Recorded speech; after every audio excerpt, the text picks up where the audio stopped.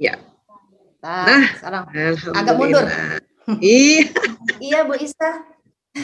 Alhamdulillah. Gini, saya tuh pernah dengar kita kalau memendam emosi katanya itu akan bahaya buat fisik dan mental. Pernah dengar ada artikel seperti itu.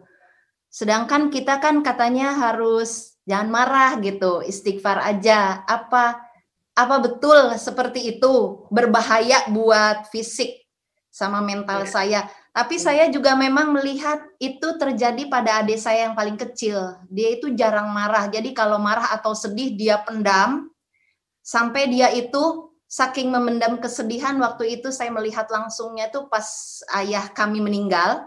Dia menahan, tidak menangis, tidak apa-apa, tapi tiba-tiba muntah-muntah. Gitu. Nah, kemudian saya baca artikel itu, apakah betul itu berakibat ke fisik dan mental kalau kita memendam emosi? Itu saja Bu Isa, terima kasih. Ya, Masya Allah, Alhamdulillah.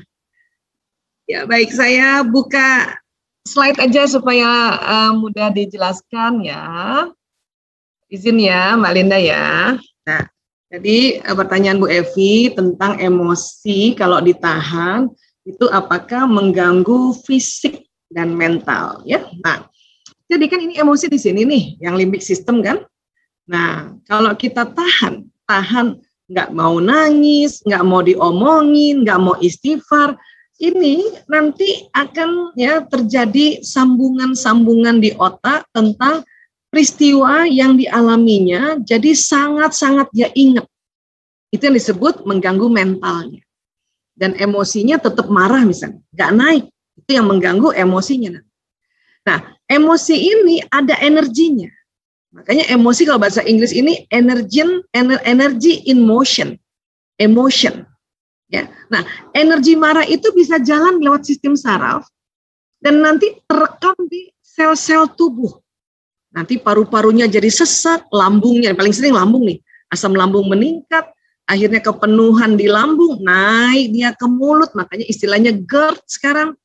Ya, atau jantungnya jadi palpitasi, atau ususnya karena ketekan oleh energi tadi, diare, atau punggungnya berat. Ya, itu yang disebut ya mengganggu ya fisik ini. Ya, itu ada istilahnya psikosomatis. Ya, nah, tapi kalau istighfar itu bukan menahan istighfar itu.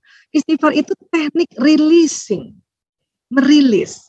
Karena waktu kita istighfar, astagfirullahaladzim, itu karbon dioksida keluar dari mulut bersamaan energi si marah kah, energi si sedih, energi si takutnya keluar. Jadi nggak menekan di badan. Ya, yang disebut menahan itu yang namanya supresif. Dia nggak mau cerita, bahkan nangis pun nggak bisa. Padahal air mata itu Allah ciptakan membasuh luka. Apakah sedih, apakah takut, apakah marah, bahkan kita bahagia pun air mata bisa keluar. Supaya nggak terlalu, karena bahagia atau senang juga nggak boleh terlaluan, nanti jadi manik. Ya, jadi mabuk jadinya. Makanya bahagia pun atau enlightenment pun harus nangis, supaya nggak, orang kan kalau saking senangnya tuh kadang-kadang ada tekanan. Kan? Ya, makanya harus nangis juga, keluar air mata gitu. Air mata bahagia, happy tears kan gitu. Ya, nah, jadi istighfar itu bukan menahan, istighfar itu releasing. Ya. Jadi ada 3 manajemen emosi. Supresif itu yang menahan, nggak cerita, nggak nangis, nggak istighfar, ya, itu supresif, itu bahaya. Ya, memang orang nggak dimarahin, cuman tubuhnya yang bahaya. Ada satu teknik namanya ekspresif. Baru marah langsung disemprot orang itu. Nah, memang badannya nggak sakit, orang yang sakit hati, gitu. Makanya 2 teknik tadi itu belum win-win solution. Maka diciptakan atau ada namanya teknik releasing. Dan Islam sudah ajarkan, yaitu sebut-sebut Allah. Ya Allah, jangankan kita istighfar ya. Ya Allah, keluar. Ya Allah, itu keluar itu. La ilaha illallah, itu keluar. Ya. Innalillahi wa inna ilaihi raji'un, itu keluar. Ya, itu releasing. Karena selain keluar energi-energi yang ada di emosi negatif, kita menyebut Allah. Dan sebutan Allah itu sangat bermakna di tubuh kita. Karena sel tubuh ini senang sekali kalau ada pesan atau ya ucapan yang ada Allahnya. Allah, Allahu Akbar, Astaghfirullahalazim, La ilaha illallah. Memang kalau lagi negatif, pilihan kalimat-kalimat zikirnya itu tadi, istighfar, tahlil, istirja. Karena dia huruf jaharnya banyak. Sehingga karbon dioksida yang keluar lebih banyak. Nanti sudah emosi mutmainnah, mulai tadi courageous, semangat, ya, kemudian acceptance, menerima, peace, dan enlightenment itu juga harus sebut Allah. Masya Allah, Alhamdulillah. Tetap harus sebut itu.